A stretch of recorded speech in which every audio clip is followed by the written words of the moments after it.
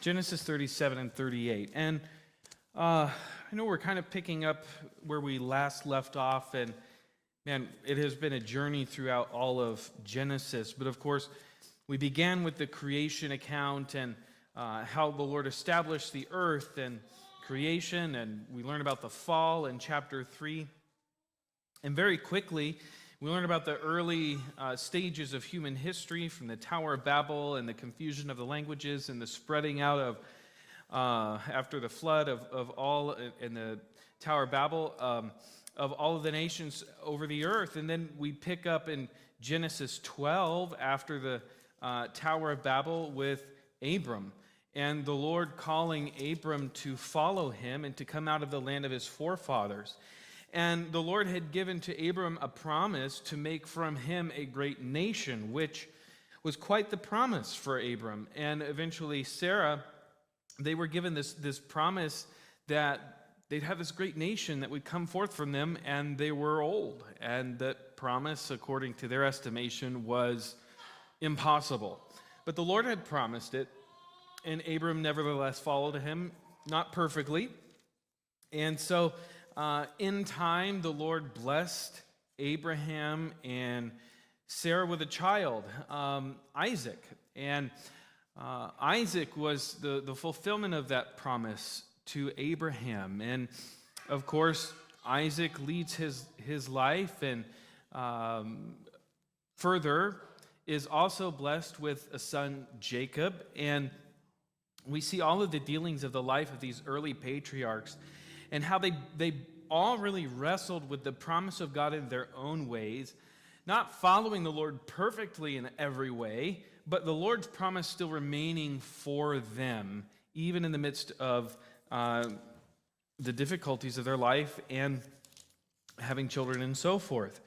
And with Isaac's children, of course, we saw Jacob and Esau. Esau went off the deep end, so to speak, and there was contention between him and Jacob because Jacob was the heel snatcher, right, the heel catcher, and he stole the birthright, he stole the blessing that was rightfully Esau's, even though the Lord had promised to do those things, that the older would serve the younger. And so the promise was on Jacob, but Jacob did what he could, and in his own wisdom, his own conniving way, to obtain it for himself. And of course, that set Jacob and Esau at odds with one another. Eventually, there was a reconciliation. And now we find ourselves in the midst of Jacob's life, which, wow, what an interesting life, because we see the fulfillment of God's promise in him, even though he was really messed up in so many different ways. Jacob marries Rachel and Leah, and then takes for himself 2 other concubines, through each the Lord blessed him with children. And we're going to see in chapter 37 now, this is really Jacob's life. It's expressed as the generations of Jacob, but most of the rest of this book of Genesis is going to focus on Joseph's story. But here we're going to see the contentions that existed within Jacob's family, and how the history of Jacob's family and the way that Jacob has lived his life to this point have created some problems within his own family. And I mean, you can just imagine the dynamic where we find ourselves here. A lot of Jacob's children are grown to this point, and Joseph himself, we're going to read, is 17 years old. And so a lot of the older siblings are just that, older and grown, but even still, there's such contention. And while the Lord had redeemed Jacob and the Lord had really changed his heart, there were still challenges in the home as a result of Jacob's choices to this point. Nevertheless, the Lord would use it, but still we see some of the challenges that have come as a result of Jacob's way of life and the home, and the challenges that come with having 4 ladies in the home raising children, and the competition that existed with all of the different children in the home as well. So with that, we find ourselves in chapter 37, verses 1 through 11, where we see Joseph, who was the favorite of Jacob, and we'll see what kind of effects that has here. So verse 1 of Genesis 37 reads, Jacob lived in the land of his father's sojournings, in the land of Canaan, which this idea really communicates to us that they are waiting for that complete and full fulfillment of the promise that this land would be given to them. They're still living as sojourners in the land of Canaan, or the land of promise that God would give to them. Verse 2, these are the generations of Jacob. Joseph, being 17 years old, was pasturing the flock with his brothers. He was a boy with the sons of Bilhah and Zilpah, his father's wives. And Joseph brought a bad report of them to their father. Now Israel loved Joseph more than any other of his sons, because he was a son of his old age, and he made him a robe of many colors. But when his brothers saw that their father loved him more than all his brothers, they hated him and could not speak peacefully to him. Now Joseph had a dream, and when he had told it to his brothers, they hated him even more. He said to them, hear this dream that I have dreamed. Behold, we were binding sheaves in the field, and behold, my sheaf arose and stood upright. And behold, your sheaves gathered around it and bowed down to my sheaf. His brothers said to them, are you indeed to reign over us? Or are you indeed to rule over us? So they hated him even more for his dreams and for his words. So there was no question in the minds of his brothers what this dream meant. They knew exactly what Joseph was sharing with them. Verse 9, Joseph dreams another dream and told it to his brothers and said, behold, I have dreamed another dream. Behold, the sun, the moon, and 11 stars were bowing down to me. But when he told it to his father and to his brothers, he expands his scope of giving this information out, not just to his brothers, but to his father as well. His father rebuked him and said to him, what is this dream that you have dreamed? Shall I and your mother and your brothers indeed come to bow ourselves to the ground before you? And his brothers were jealous of him, but his father kept the saying in mind. So we have a little bit of a interesting situation developing here. Jacob did himself no favors by showing favoritism to Joseph. And Joseph was really dear to Jacob because Jacob had fathered him in his old age. And let us not also forget that Joseph was the son of the wife whom Jacob had really loved, Rachel.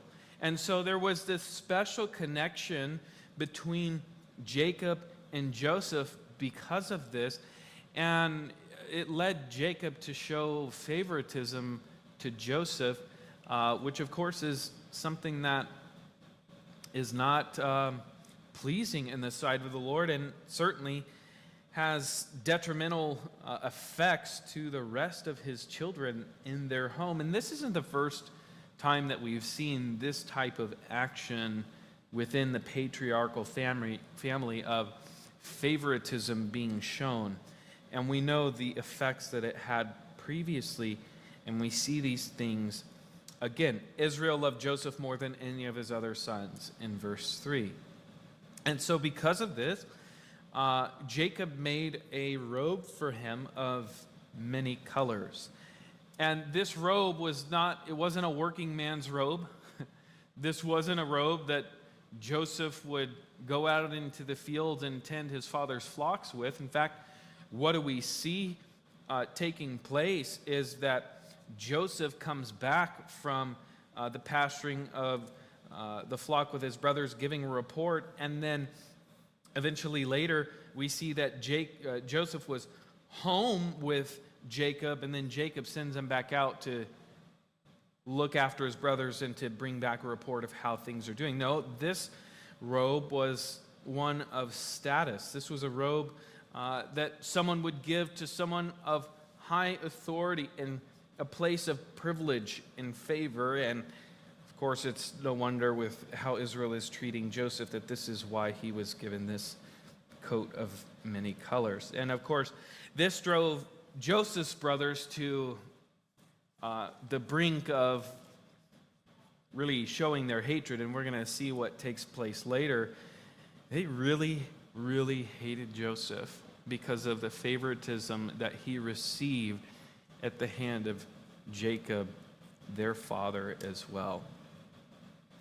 Which I think obviously shows us something here that, especially as parents, for those of us that are parents here, favoritism is not good in the home.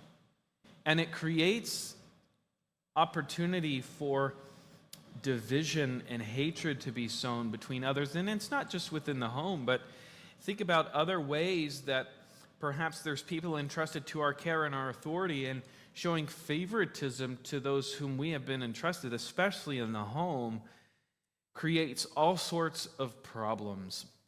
No, we should love equally as the Lord loves equally his children. And of course, Jacob did not walk perfectly in this.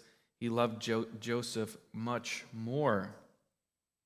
So Joseph, 17, receives these two dreams. The first one was of 11 sheaves of wheat that bowed down to the one, which was Joseph's. And of course, the picture here we have interpreted through his brothers, who, under no uncertain terms, knew exactly what that dream meant. That the 11 brothers would bow down to Joseph. He would have authority over them at some point. Of course, they didn't know what exactly this context would be, but they knew very clearly and very well that Joseph was saying, I'm going to be in charge of all of you guys. You guys are going to be under my authority and my watch. And was it wise for Joseph to go and tell them this, knowing already the strife that existed between them? You know, I think at the very least, it wasn't very wise for Joseph to go and reveal this very quickly to his brothers, because of the tension that already existed, and yet he did. Well, Joseph didn't stop there. He got another dream, and this other dream, instead of the farming and the wheat being presented there, it was the stars and the sun and the moon. The sun and the moon representing mother and father, and the stars representing his brothers. And the 11 stars and the sun and the moon bowed down to Joseph. And even at this, we read in verse 10, this caused Jacob to question Joseph. Like, why are you telling us this? You mean that me, your mother, and I are going to bow down to you? What is this, Joseph, that you're bringing to us? And yet, I love in verse 11, his brothers, of course, were jealous of him, but I love that last little note. His father kept the saying in mind. I think Jacob, Israel, as he's called and will be called frequently moving forward through the story, I think he knew. He had a sense that this wasn't Joseph just making something up, that indeed the Lord was trying to reveal something. And as we chart the life of Joseph, we'll notice that especially his first dream had really some prophetic significance, because remember, it was the wheat sheaves that were bowing down, and it would involve famine, it would involve food. This whole story of God's redemption and salvation for the family of God, the children of Israel, of Jacob. And the Lord would preserve them. And so the Lord is communicating very clearly to Joseph that I've got a plan. I'm going to work with you. Yes, your brothers and your family are going to bow down before you, But you have to wonder, the Lord asked him to go and share that with his brothers here. A couple observations, and I made reference to some of them already to this point. But this idea of favoritism, of course, riled his brothers up. They were jealous of him. They couldn't stand him, and they let their brother know about it. They ridiculed him. It says that they couldn't speak peacefully to him. Have you ever been in a situation where you could not speak peacefully to another person because of the division that was between you? And whatever the circumstances were, it becomes difficult. And let this just be an example to us of what jealousy and envy and hatred can do in the heart of man toward other people, much less family. If you find yourself unable to speak peaceably or peacefully to others, you find yourself hating others and allowing that to affect your life, you know that there's a heart issue that needs to be taken care of. Be careful how much room you give to envy and jealousy in your heart toward others, because it will lead you to a place like this where Joseph's brothers couldn't even speak to him nicely. And isn't this what Scripture says elsewhere too? That from our heart come the issues of life, and as we speak, those things are indicative of what's going on down in our heart. If we find ourselves unable to speak kindly or peacefully to another person, that's indicative of a root issue that is going down in our heart of bitterness and hatred and frustration that needs to be dealt with. And so, nevertheless, his brothers allowed that root of bitterness and jealousy to take more ground in their hearts, and they couldn't even speak kindly to him. So Joseph shares the dreams, both of them. And, you got to wonder, why did Joseph purpose to tell his brothers these things? Maybe he wanted to press his thumb a little bit more into the bruises that were already there because of the favoritism that he was shown. And he just wanted to, make him feel it a little bit more. I don't know. The text doesn't say.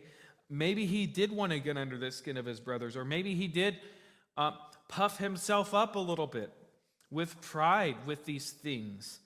Yeah, Dad is nice to me, but it's not only Dad who's showing me favor. The Lord is telling me and has revealed to me in a dream that you guys are going to bow down to me. Could it be that there was a little bit of pride in Joseph's life? Perhaps. We can't say for certain here from the text. I think at the very least, it seems that Joseph wasn't really tactful in the way that he was sharing these things. Maybe the Lord hadn't told him to tell them. Perhaps the Lord had revealed these things so that Joseph could hide them in his heart. We don't know for sure, but I think it's an important point of application for us that at times the Lord can reveal things to us and not necessarily in order that we share it with other people in a particular moment. Maybe the Lord has given you a word of knowledge about someone's life circumstances. And I think, especially when we talk about a word of knowledge or a dream or something like that, when the Lord is working through these spiritual gifts and wanting us to perhaps share these things, the question that frequently comes is like, what do I do with that information? And I don't think we should all too quickly move beyond that prayer, because at times the Lord may show us things or speak to our hearts about a certain thing or give us revelation like a word of knowledge about sin in somebody's life or a circumstance in somebody's life, and he doesn't necessarily want us to go share those things immediately with others. Why? Well, he's got a perfect reason. We don't know. It is a pertinent point that he may speak something to our hearts. Maybe he gives us a dream. Maybe he gives us a word of knowledge, and he might not want us to share it with others or share it at that particular time, at least. We just need to discern from the Lord. Lord, is this something you want me to share? Is this something you want me to hide in my heart and pray on and see in time how this bears out. We need to know if the Lord wants us to, quote unquote, publish something that he speaks to our hearts or to our minds. But Joseph shares these things. So, I think the other thing with Joseph and how he shares this dream is that, and you can tell with the way that this narrative is expressed, is that he was concerned with how he appeared before his family, not necessarily the posture of his family before him. And that's why I think perhaps there's some pride that maybe have welled up within him at this point in time. He lost sight perhaps of how the family was portrayed in those dreams as being submitted to him, as being under his authority. But anyway, this was the Lord's will. And as we continue reading verses 12 through 24, we're going to see what hatred in the hearts of his brothers led them to do. And before we read, and I forgot to mention this when I first started, and I'm sure you've heard this, and you guys know this isn't new news, but it does bear mentioning, is that Joseph's life is a picture of Jesus. The life of Joseph, as we chart it through the next several chapters, it demonstrates, it is a picture of the life of the Savior, the life of the Messiah to come, Jesus. And just as we go through this, let's just make notes of the comparisons between Joseph and Jesus as well in your minds and in your notes as we go through here. And certainly I will try and point some of them out along our way through these chapters. But verse 12, we see that Joseph's brothers, they conspire against him. It says, "Now his brothers went to pasture their flock near Shechem. And Israel said to Joseph, 'Are not your brothers pasturing the flock, at Shechem? Come, I will send you to them.' And he said to them, 'Here I am.' So he said to him, 'Go now, see if it's well with your brothers and with the flock, and bring me a word.'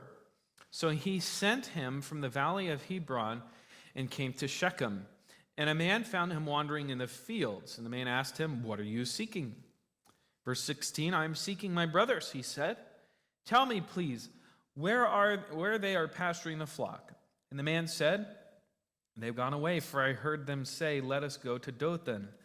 So Joseph went after his brothers and found them at Dothan. They saw him from afar, and before he came near to them, they conspired against him to kill him. They said to one another, "Here comes this dreamer. Come now, let us kill him and throw him into one of the pits. Then we will say, a fierce animal has devoured him, and we'll see what will become of his dreams." I find it interesting that that's their reaction, right? Their solution to their problem favorite brother is, let's get rid of him. Let's kill him. And what a contrast between the brothers who had this attitude toward those who had defiled their sister, and now it is turning inward to one in their own camp, in their own family. They want to kill their brother because they find it annoying that he's the favorite and that he's got these dreams. They want to kill him. Well, Reuben has a little bit of sense among the 11. He says in verse 22, reads, "And Reuben said to them, 'Shed no blood. Throw him into the pit here in the wilderness, but do not lay a hand on him, that he might rescue him out of their hand to restore him to his father.' So when Joseph came to his brothers, they stripped him of his robe, the robe of many colors that he wore, and they took him and threw him into a pit. The pit was empty. There was no water in it."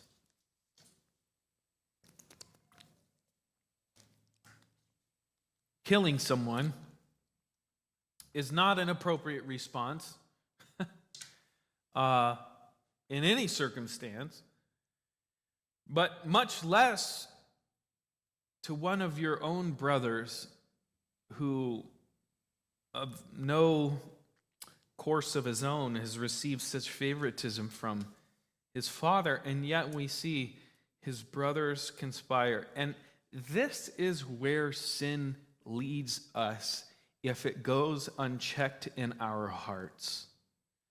Whether it's hatred, whether it's lust, whether it's bitterness against someone, if we don't deal with the heart issues of a matter, they will blossom and give birth, as James says, into sin. These temptations will give way into sinful living and sinful deeds. And their brothers, they see him from afar. Jacob sent them off to see. Perhaps Jacob had a suspicion, right? Joseph had already told Joseph of the wrongdoings of his brothers. Seemed like they were kind of a rowdy group, not the best group to be around. And Joseph had already given word to Jacob that they hadn't been doing what was right. And Jacob said, I need you to go give me a report of what these guys are up to. I haven't heard from them in a while. And of course, Joseph went and did this. And you can see from verse 18, it says, they saw him from afar, and before he came near to them, they conspired against him to kill him. How that this was a conversation, their hatred, their shared hatred was a conversation that they had already been having with one another, and they wanted to do away with him. If we could just kill him, then our problems will go away.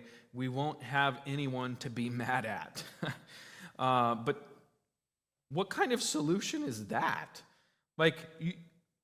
Now, they ridicule him, all right, behind his back, albeit, but they ridicule him. He says, here comes this dreamer. Let's kill him. Oh, when he's dead, what's going to come of his dreams? Are we really going to bow down to him now? If he's dead, are we going to actually have to still bow down to him? You can see with what flippancy they are dealing with this dream, these dreams, and their brother. You know, like I said, this is where envy, this is where jealousy, this is where hatred leads. The attitudes of the heart will manifest in the actions of man in time. And I think we need to remember that the place where God does most of his transformative work in our lives is within the attitudes of our heart. Oh, how we need that continual work of God to purge our hearts and to change us to be more like him. We need to be made more like Jesus, don't we? And that work goes on in the hearts. Now, we read that Reuben, he's the one who had a sensible head on himself. He himself, of course, hasn't been perfect in life. We know what has transpired in his own life. But Reuben says, don't kill him, brothers. Don't shed blood. And his plan wasn't to do a lesser form of evil to him by, oh, well, let's just throw him in a pit, you know. He wanted to have Joseph thrown in a pit so that he could come back and rescue him and save him in that way. But he lost an opportunity to do that because the other brothers, we'll read, sold him off into slavery, into traders, Midianite traders. But Reuben, I think here settles for less than the best. Because really what Reuben should have done, and it's noble that he stood up in this way, but really what Reuben should have done is said, this is nonsense, guys. Cut it out. We're not going to touch him at all. We're not going to do anything to him. And so, yes, Reuben is noble in the sense that he recognized that it would be unjust and unlawful for them to kill his brother, but he should have gone that next step, shouldn't he? So we're not going to do any of this. You guys have lost your minds. Yeah, Joseph is annoying. Yeah, he's got these dreams. He's this dreamer. We're supposedly going to bow down to him. Are you kidding? We're going to hurt him? We're going to throw him into a pit. We're going to kill him. We can't do that, much less to Joseph, our father. How could we do this to our father? But Reuben doesn't do that. The best thing could have been done would be to stop their brothers altogether. But shouldn't this be an example to us that whenever there is an opportunity for us to do the right thing, we should never pass it up? Now, over this whole story, we take into account God's sovereignty because the Lord is working in the midst of this story. But when there's an opportunity for us to do the right thing, for us to do the best thing, we should never pass that opportunity up. Doesn't matter how people will view us. Doesn't matter what other people might think of us. In standing our ground and doing the righteous thing, we need to take the opportunity to do what is right, to speak up, to stand up to unrighteousness. Because here's the reality, we are not guaranteed another opportunity to do that in any given circumstance. We've got to take opportunity to do the right thing and to say the right thing. Well, verses 25 through 28, his brothers sell him off to Midianite traders. So they throw him into a pit, right? All right, so he's in a pit, an empty well, there's no water in it. And then what do you do after you throw your brother into a pit? Well, let's go out to eat. Let's go get some tea. We're hungry. So verse 25, they sat down to eat. And looking up, they saw a caravan of Ishmaelites coming from Gilead with their camels bearing gum, balm, myrrh. And they were on their way to carry it down to Egypt. Okay, so we get a little bit of insight to the backstory. Midianite traders, they are going down to Egypt to trade and make money. Verse 26, then Judah said to his brothers, what profit is it if we kill our brother and conceal his blood? Judah is trying to wheel and deal here. He's like, all right, if we kill our brother, we don't really get anything out of this. Well, while we're at it, why don't we try and make some hay here? Let's try and get something out of this. So his recommendation in verse 27 is, come, let us sell him to the Ishmaelites, and let not our hand be upon him, for he is our brother, our own flesh. And his brothers listened to him. So, yes, Judah, right, you shouldn't kill him. Don't lay your hand on him. But it isn't interesting, the justification for this change in direction is he's our brother, he's our own flesh. And yet, his recommendation is let's sell him off anyway. He's our brother after all. And so verse 28, the Midianite traders passed by. They drew Joseph up and lifted him up out of the pit and sold him to the Ishmaelites for 20 shekels of silver. They took Joseph to Egypt.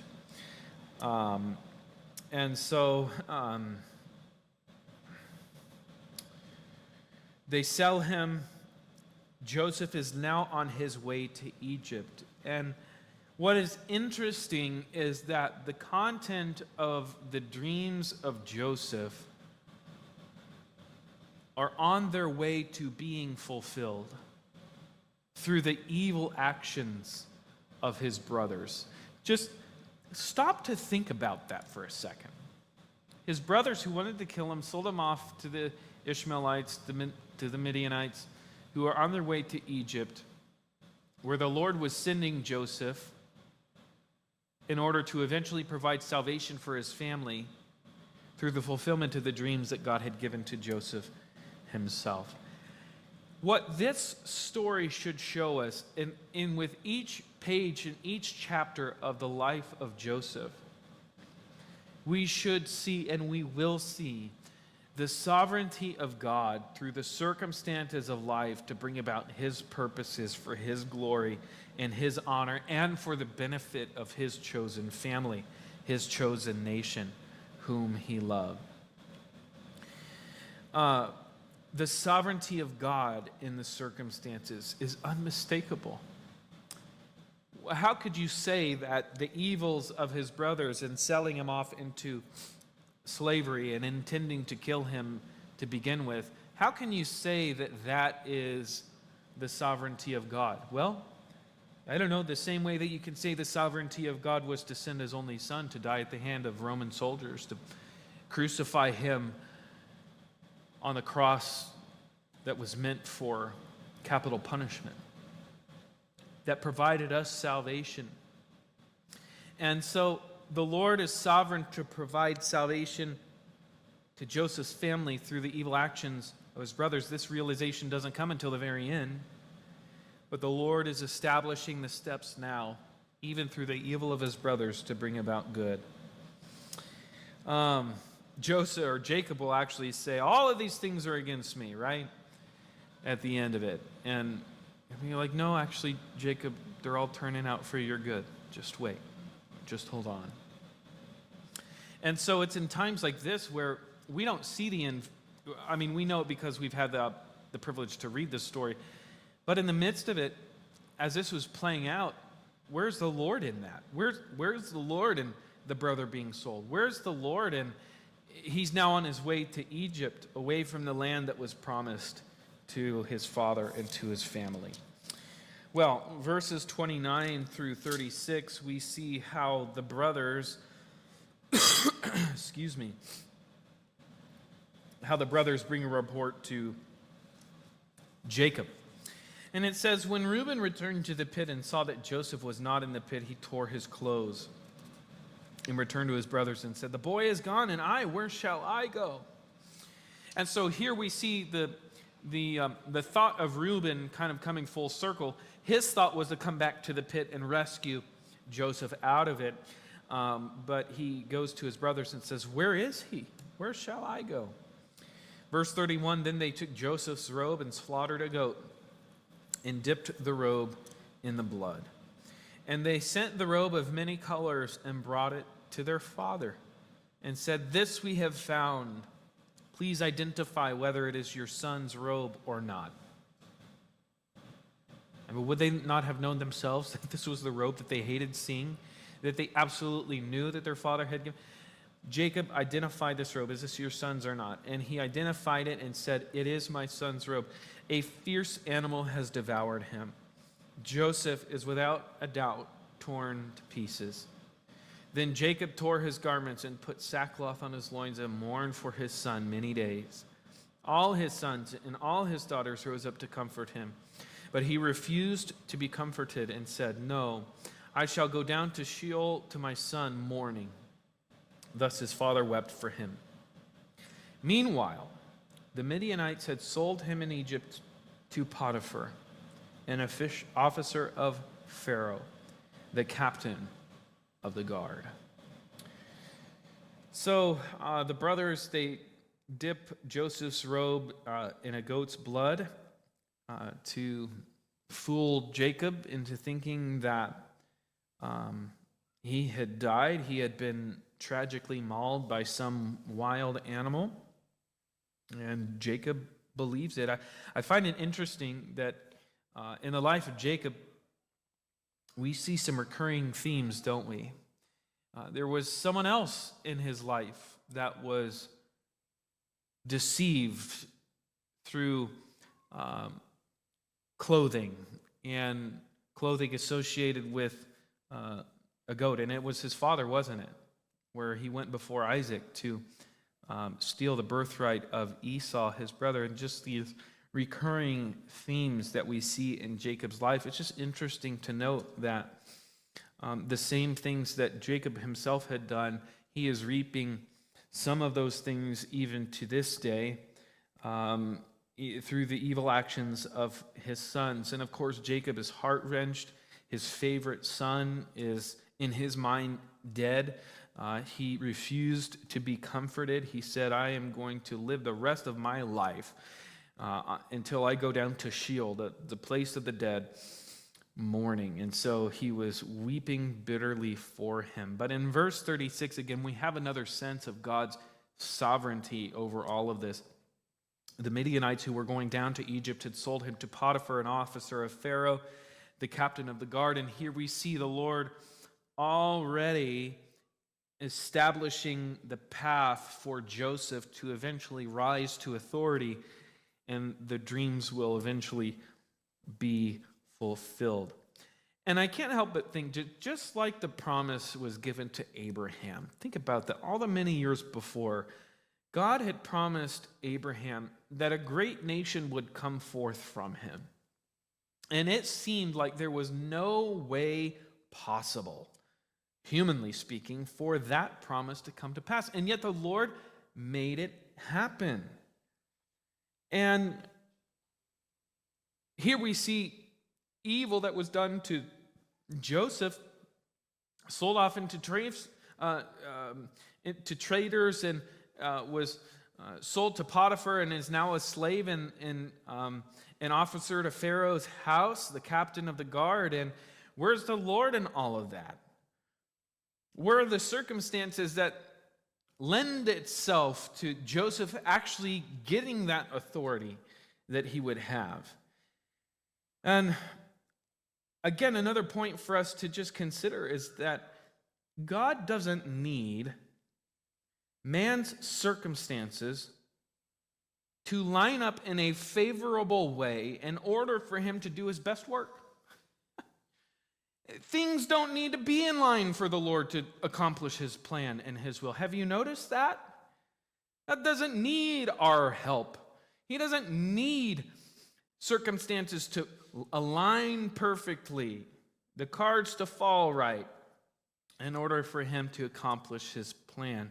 No, in fact, God does his best work when the circumstances of life are stacked up against us. He does his best work when life throws everything it has at us. And the story of Joseph is no different. It perfectly shows us this reality. The evils of Joseph's brothers were not obstacles to the fulfillment of the dreams given to Joseph. And you have to wonder what Joseph's thoughts were as he's in this caravan headed down to Egypt. And we don't really see so much of what his thoughts were, but you have to wonder, Lord, what is this? How are these dreams going to come to pass? The actions of Joseph's brothers, though evil, were the instruments. They were the actual instruments of the salvation of the ones who had themselves hated and sold their brother into slavery. What the brothers were doing to Joseph in their hatred for him would actually turn out to be the reason that they're saved in the first place. Who does that? Only the Lord can do something like that. The Lord is sovereignly working through these circumstances to bring about the salvation of his chosen family, of his chosen people. The Lord has brought a promise. He knows what's going to happen. There's going to be the 7 years of plenty, and then famine will come. The Lord knows what he is doing. Now, we come to chapter 38, and if you've done your reading ahead or if you're familiar with this chapter, you're like, what on earth is a chapter like this doing in the Bible?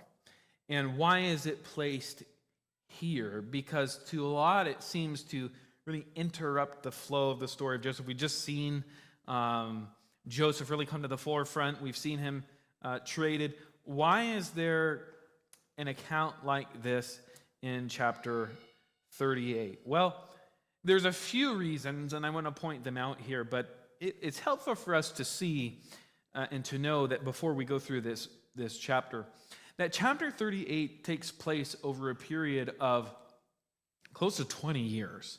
And so there's a lot of time that is compressed down into chapter 38. At the very beginning of this chapter, this is happening around the time where Joseph was sold off, where Joseph was 17 years old. And there's a period of time that transpires where Judah gets married, has children.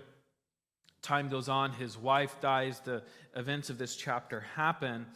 And by the time we get to the end of chapter 38, chronologically speaking, we're really at the end of the years of plenty in the land of Israel, close to the period of time where eventually the story is going to unfold before Judah and Jacob and the family's eyes down in Egypt, where they have to go and ask and buy food.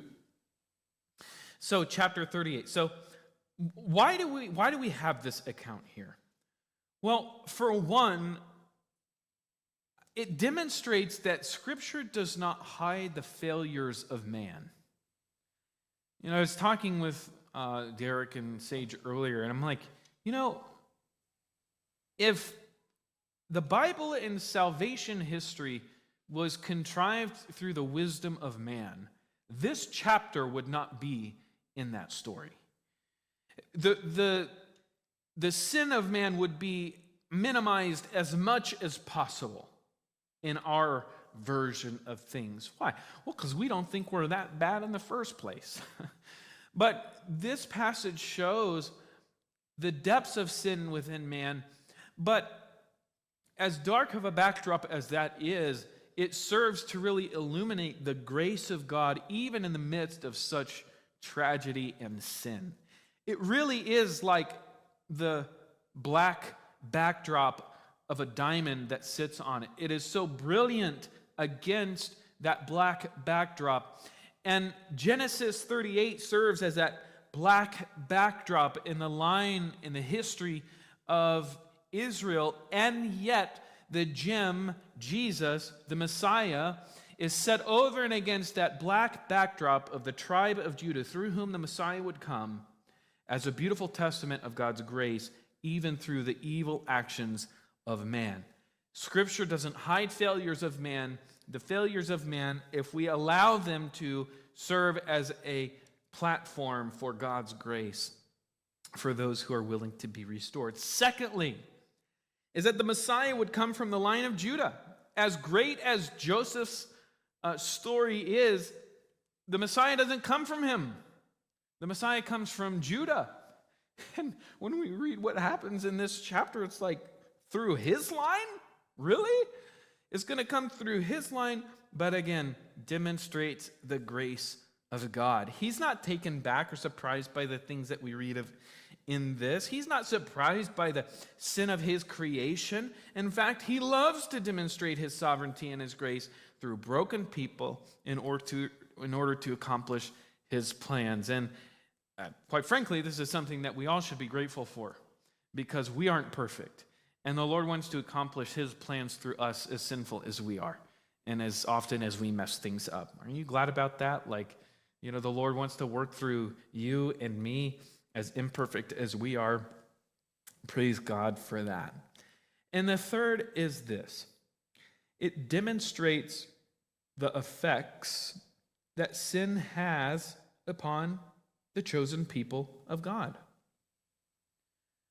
Very early on in these verses, we're going to see Judah going and taking a wife for himself from the Canaanites, and the effect that this has on him and his family. Sin has devastating effects on the people of God. See, the Lord wanted Abraham's descendants, Jacob's family, to be separate. Yes, they were going into the land of the Canaanites, but this was not a land that they would come and become a people among.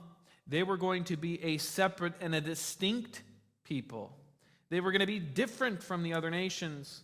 But the compromise of Judah led him down a path of unrighteousness and becoming more like the Canaanites than like the son of Israel. So, let's read verses 1 through 5, where Judah departs from his family. Verse 1, it says, "It happened at that time that Judah went down from his brothers and turned aside to a certain Adullamite, whose name was Hira. There Judah saw the daughter of a certain Canaanite, whose name was Shua. He took her and went into her, and she conceived and bore a son, and he called his name She conceived again and bore a son, and called his name Onan. Yet again she bore a son, and she called his name Shelah. Judah was in Chezib when she bore him." Now I think verse 1 is key here. because we see a departure of Judah from his family. That's not insignificant, by the way. He deviates, he departs from his family, from the company of the chosen. And we find himself in the land of Canaan, taking for himself a Canaanite wife. So Judah departs from the rest of his family and from his brothers, turning aside to live in a carnal way. The reality is that carnal living is more convenient away from the accountability of the family of God. You want to find it, the context in which your conscience is more likely to justify the sins that you are partaking in, just get away from the family of God and you'll have an easier time.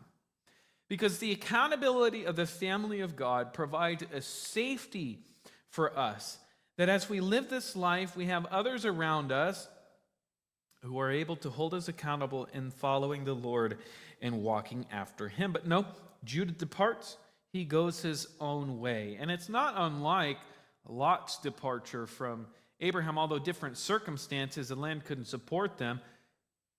Lot chose to go toward Sodom, and we see what happened with his life as he got closer and closer to compromise there, and eventually was living within the gates of Sodom. Now, what's important to note is that to this point, there were prohibitions from Jacob's fathers even, and their families from taking wives from the Canaanites. Genesis 24, chapter 24, verse 3. Genesis 28, verse 1. Genesis 28, verse 8. There, in fact, Jacob himself was strongly charged by Isaac to not take a wife from the Canaanite women. And so this was something that was handed down through the patriarchs, and certainly was something that Jacob had intended for his family to follow as well. Abraham, Isaac, and Jacob, they were all careful to take for themselves wives within the family. That sounds strange to us, but given the circumstances of the Lord establishing this people unto himself, they took for themselves cousins, of course, but they were not to take from the Canaanites. So Abraham, Isaac, and Jacob, they didn't take from the Canaanites. They were careful to stay within the confines of what the Lord had called them to do as far as taking wives. Now, not all of them did it perfectly, but this was what they had done. They recognized that the key to serving God, to following him, to fulfilling his will for their lives, was not to be led into the worship of other gods and immoral living. See, that was what is at the root of this issue. It's not necessarily the woman herself that was the problem. It was what it meant for the family of God. The Canaanites were given over to idolatry. The Canaanites were given over to immoral practices. And the fear was that Israel and his family would become more like the world, more like the Canaanites in this way of compromise, and we see that that is actually what takes place in Judah's. One surefire way to be led away into idolatry and immoral living was to marry a Canaanite. And look, this isn't the main part of this teaching, but I feel like it's something that needs to be said. Let this be a warning to those who may consider marrying an unbeliever. I think that is a very unwise thing to do. And I have heard people say this before. You know, the Lord told me to marry them. Really? You think the Lord would tell you to unequally yoke yourself with one who does not believe the very same things that you believe in Scripture? The Lord would tell you to do that? That's not consistent with who the Lord is. That's not consistent with the pattern that we have in Scripture. And so I do not believe, scripturally speaking, the Lord would instruct any believer to do such a thing. And by the way, you are not their Savior, Jesus is. You, yes, share the love of the Lord with them, share your faith with them, but marriage is not the vehicle through which the Lord wants to necessarily save someone, unless unless both were unbelievers to begin with, one becomes saved, then yes, the witness of the saved one will minister to the unsaved. And so, yes, the Lord in that case will. Usually what happens, though, if a believer knowingly marries an unbeliever, and I can't say with certainty that every case happens this way, but usually what happens is that the believer's life pattern is the one that turns, not the unbeliever's. And so let it be a caution to you that in the same way that the patriarchs were not to, the patriarchs and of course Jacob's sons were not to marry Canaanite women because of what that would lead them to do. In a similar way, we as believers should not be unequally yoked. And especially for those who are unmarried and have that as a desire one day. So, just think about Esau's life. His life was completely derailed because he took for himself a Canaanite wife. He drifted so far from the Lord. And Judah does not take heed to this instruction, and we see the effects of the sinful choices and how it can bring ruin into the life of God's people. So he takes for himself a Canaanite wife, and they brought forth together 3 sons, Onan, and Shelah. Now, in verses 6 through 11, we're going to see the fruits of an ungodly example in Judah. We're going to see how his family operates after his poor example. So verse 6 through 11, it says, "And Judah took a wife for his firstborn, and her name was Tamar. But Judah's firstborn, was wicked in the sight of the Lord, and the Lord put him to death. Then Judah said to Onan, 'Go into your brother's wife and perform the duty of a brother-in-law to her, and raise up offspring for your brother.' But Onan knew that the offspring would not be his.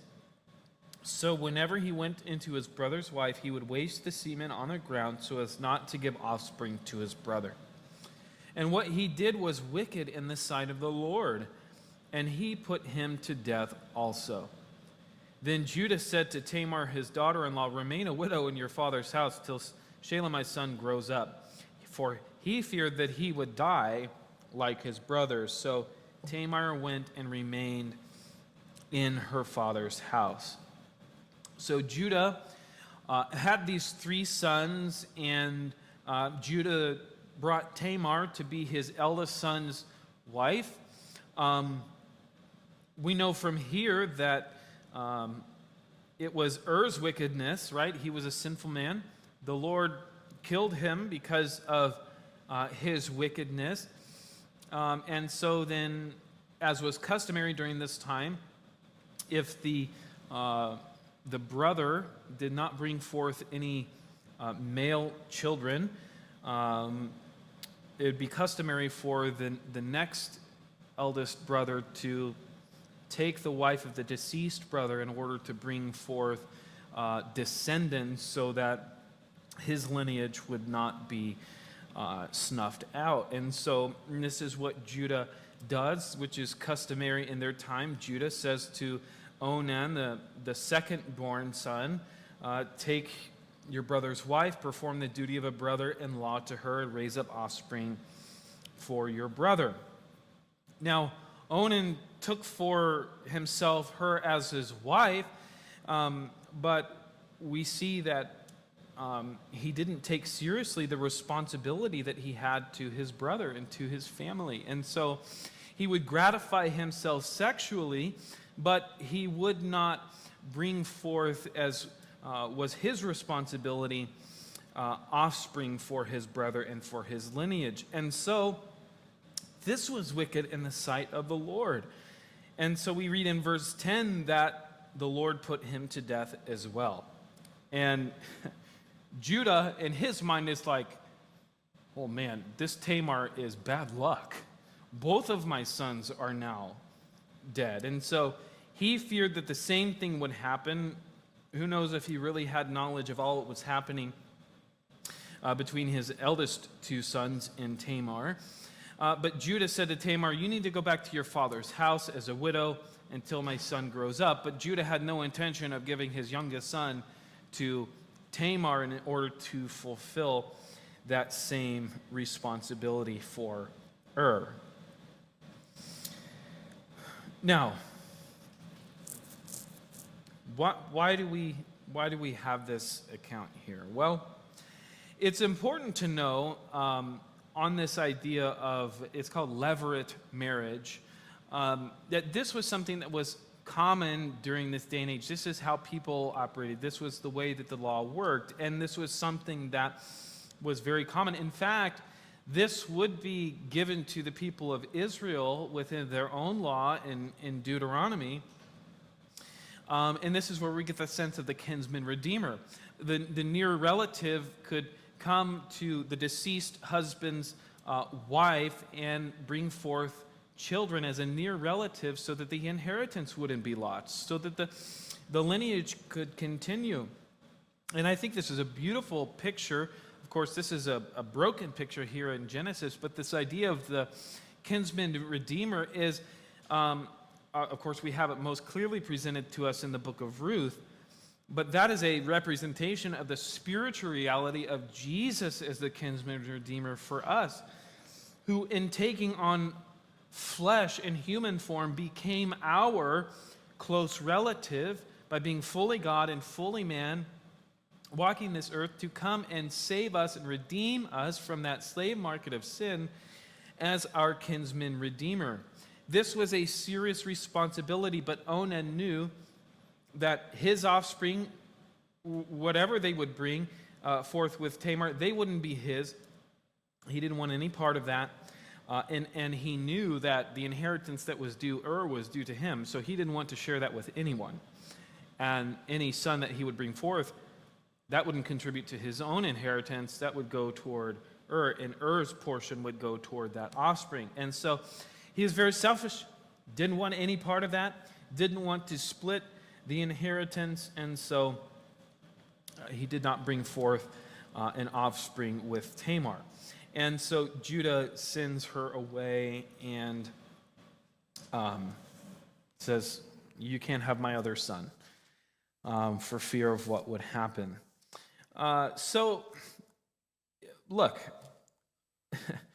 one writer says this, because he didn't want to reduce his share of the family inheritance, he stood first in line after the death of and producing a son by his brother's widow would mean the loss of his new status as an heir. So it was for selfishness that Onan did not do this. Now, as we continue in verses 12 through 26, we see this continued pattern of sin in Judah's life.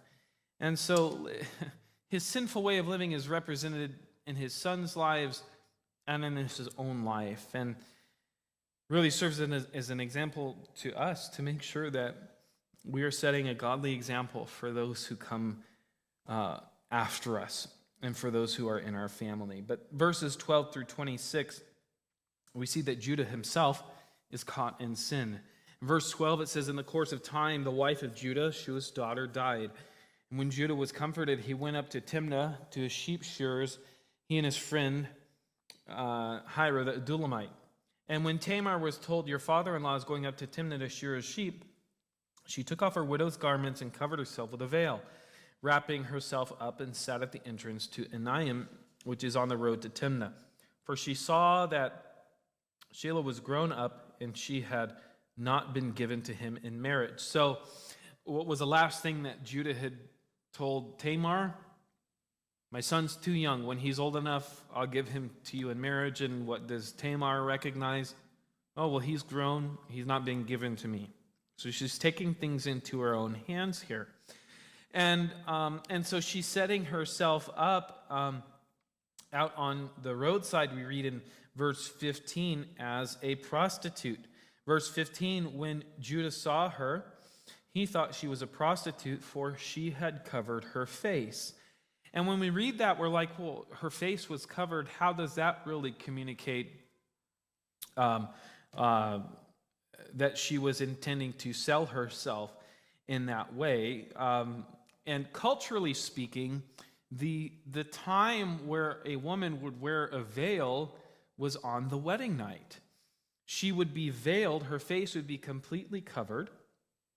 And when the marriage was consummated, this was when the veil was used. And so there's a connection here in that the prostitutes would veil their face, in a sense, presenting themselves as available to be taken in that same way as what would take place on a honeymoon night. And so this is how they are presenting themselves here. You think back to Jacob and Rachel and Leah, and there's this question of, in the morning, Jacob didn't recognize it was Leah until the following morning. Well, this is the reason. Her face was veiled. And so this is the connection here. So Judah, all who are around, if there was a woman veiled in the same way, they would understand, if this was happening in public, what they were after. Verse 16, he turned to her at the roadside and said, "Come, let me come in to you," for he did not know that she was his daughter-in-law. She said, "What will you give me that you may come in to me?" He answered, "I will send you a young goat that you from the flock." And she said, "If you give me a pledge until you send it." And he said, he said, "What pledge shall I give you?" She replied, "Your signet and your cord and your staff that is in your hand." So he gave them to her and went into her, and she conceived by him. Then she arose and went away, and taking off her veil, she put on the garments of her widowhood. When Judah sent the young goat by his friend the Adullamite to take back the pledge of the woman's hand, he did not find her. And he asked the men of the place, "Where is the cult prostitute who was at Enaim at the roadside?" He said, "No cult prostitute has been here." So he returned to Judah and said, "I've not found her." Also the men of the place said, "No cult prostitute has been here." And Judah replied, "Let her keep things as her own, or we shall be laughed at. You see, I sent this young goat, and you did not find her." About 3 months later, Judah was told, "Tamar, your daughter-in-law, has been immoral. Moreover, she is pregnant by immorality." And Judah said, "Bring her out and let her be burned." Don't you find that interesting that that's Judah's response? Now, he did not know that, at this point, he did not know that she was pregnant by him through immorality. She knew this, and of course, she brings this knowledge to light in verse 25. As she was being brought out, she sent word to her father-in-law, "By the man to whom these belong, I am pregnant." And she said, "Please identify whose these are, the signet and the cord and the staff." And then Judah identified them and said, "She is more righteous than I, since I did not give to her my son Shelah." And he did not know her again. So Judah is caught into sin, and because of his refusal to do what was right, he himself, after the death of his wife, went to find satisfaction. And of course, Tamar takes into her own hands the desire to fulfill what Judah had cheated her out of, and that is descendants in the family lineage. And so Judah, in this immoral act, impregnates Tamar, and eventually it comes to knowledge that Tamar was pregnant by immorality. And when Judah learns of this, he says, "She needs to be burned. She needs to be killed." Now, an appropriate, this was something that would be common, someone put to death for immorality in this way during this time. But I find it interesting, of course, Judah, his sin has not been brought to light, and his thought is, let's do away with her. Let's burn her. The audacity of this man, because he sinned too. And in the same way that she sinned, he had sinned. And he is here condemning her in this action.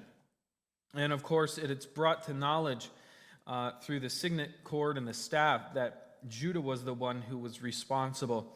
And of course, he is a little penitent. He says, she's more righteous than I, since I didn't give her my son Shelah.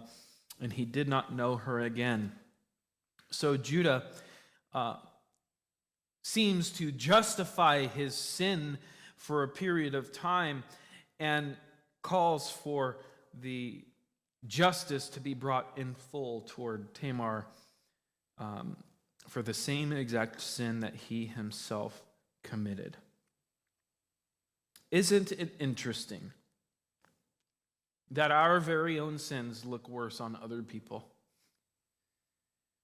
The very same things that we ourselves are guilty of, we can justify, we can make seem right in the circumstances, but we get outraged by the sins of others while attempting to justify the sin in our own lives. How interesting it is. Shall we not heed the instruction of Jesus that we must first deal with that big honking log in our own eye before we go speck searching in the eyes of other people? And the reality is that at times we attempt to justify our own sin. And the reality is that the sin of another person does not make ours less bad. Somebody else's sin does not make ours any less bad or worse. And furthermore, tough circumstances do not give us a license to sin. It was wrong for Tamar to go and try and achieve for herself what was not afforded her according to the unrighteous acts of Judah by not giving his third son to her. It was wrong for her to do that. But likewise, it was wrong for Judah to go and try and comfort himself after the loss of his own wife by seeking pleasure from a prostitute. And often we will try to excuse sin in our life because life gets tough. But the Lord makes no such provision for that in our lives. And we should not make provision for sin in our life. Hard times do not give us a license to sin. The reality is that the Lord cares much more about our holiness than he does our happiness. He wants us to be holy. He wants us to be like him.